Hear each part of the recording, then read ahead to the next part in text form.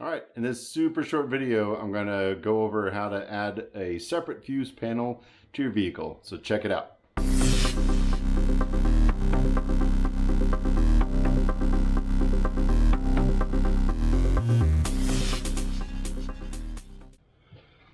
Okay, I'm going to work on a little bit of wiring.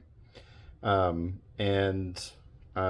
AC is non-functional in this Cherokee. At some point I'll probably put it in, but it may be aftermarket. I haven't really decided. And I wanted to run a positive and negative cable through the firewall, and the AC gasket for the condenser lines that pass through the firewall makes a great way to do that. So we'll see how that works out. These are just some sort of like, I don't know if you call them like a bulkhead pass through. I'm not entirely sure what they're called, but they came in like a pack of 25 for like $15.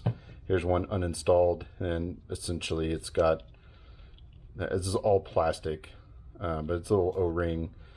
They claim to be IP68 rating, so it should be waterproof. And that just kind of pinches on the firewall, and then this comes apart and the cable passes through it, but this is like a rubber kind of seal, and as you tighten that down, it pinches over the cable to make that I guess waterproof rating. Anyway, so I had to open up the hole a little bit, one of the holes a little bit, and the other one was dang near perfect.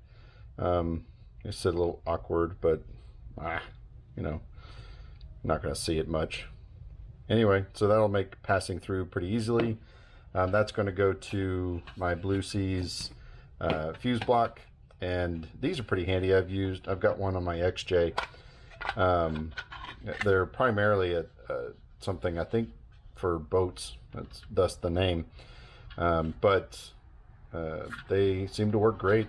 They can take, even though they don't like seal, they can take a splash of water and seem to be fine.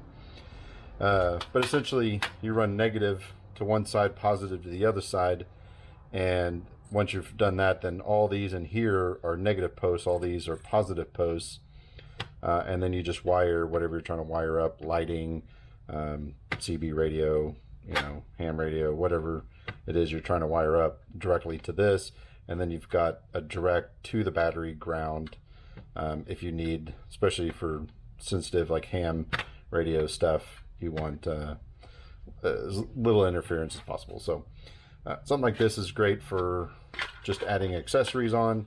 It's also independent of your vehicle's wiring. So on the end of this in the engine bay, I'll run a separate solenoid for a key on switch that'll power this guy up once the key is on.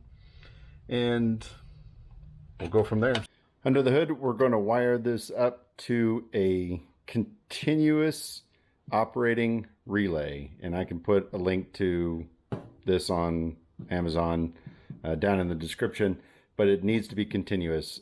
This looks just like a starter relay, but a starter relay is not made to be continuously amps run continuously through it, just long enough to start it, and that's it. And it's super easy to wire. Obviously, power in one side, power out the other side. Need a trigger to key on, and then ground. And when you turn the key on, that triggers the relay. That sends power to the panel, and the panel gets its own separate ground. I'll show you here. All right. Okay, so this is where I decided to mount it. It's kind of up and out of the way. You can see I used the AC holes to run the power cables for now. At some point, I'll probably end up redoing all of this when I do a different AC system. I haven't decided if I'm going to keep stock AC system or go with an aftermarket one, but that's a good temporary, not going to poke new holes in the firewall, just get it done kind of situation.